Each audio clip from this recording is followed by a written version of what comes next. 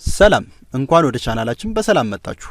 የተመራረጡ ጥያቄዎችን እነሆ የጭንቅላቱን ጥንካሬ ለመፈተን አዘጋጅተንሎታል። ከርሶ የሚጠበቀው አለኝ ይሄ ብቃት ብቻ ብለው ጥያቄዎቹን መመለስ ብቻ ነው። አሁን ቀጥታ ወደ ጥያቄው እንገባለን። ጥያቄ ቁጥር 1 በአንድ የባህር ዳርቻ ላይ አንድ የመርከብ አደጋ ተከስቷል። ከዚህ መርከብ አደጋ በፍጥነት ወደ ዳር የወጣው አንድ ሰው ነው። ማን ይመስላችኋል? 10 ሰከንድ አላችሁ።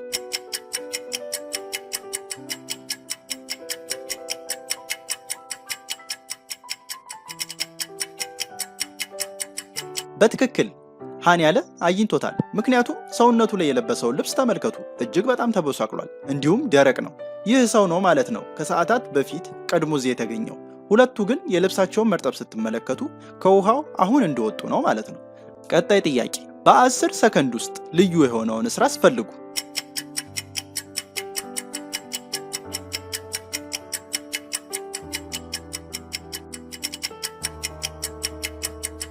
ትክክል እዚህ ጋር ካላችሁ አግኝታችሁታል። ቀጣይ ጥያቄ በዚህ የመታጠቢያ ክፍል ውስጥ አንድ ውድ ሀብል ጠፍቷል። ሀብሉን ማን የወሰደው ይመስላችኋል? 10 ሰከንድ አላችሁ።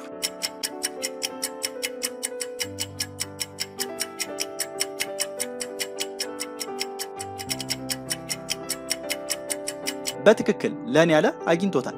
ምክንያቱም የተሰረቀው ሀብል ጫፍ ተንጠልጥሎ ኪሷ ላይ በግልጽ ይታያል። እሷ ናት ሀብሉን የወሰደችው ማለት ነው። ቀጣይ ጥያቄ እስቲ አንድ ጥያቄ ልጠይቃችሁ።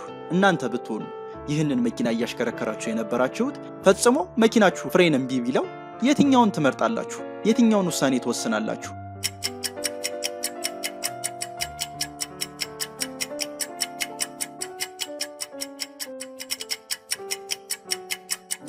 ይህንን መልሳችሁን ኮሜንት ላይ እንድታስቀምጡ ተውላችኋለሁ። ጥያቄዎቹ እጅግ ፈታኝ እንዲሁም አደናባሪ እንደነበሩ ምንም ጥያቄ የለውም። ስለዚህ ምን ያህሉን መለሳችሁ? እስቲ ምን ያህሉ ከበዳችሁ? ኮሜንት ላይ አሳውቁን። ከወደዳችሁት ላይክ ማድረጋችሁን እንዳትረሱ። ከተመቻችሁ ደግሞ ለጓደኞቻችሁ ሼር አድርጉ። ይህንን የመሰሉ ፈታኝ እንዲሁም አደናባሪ ጥያቄዎች ከፈለጋችሁ ሰብስክራይብ በማድረግ የቻናላችን ቤተሰብ ሁኑ። መልካም ቀን።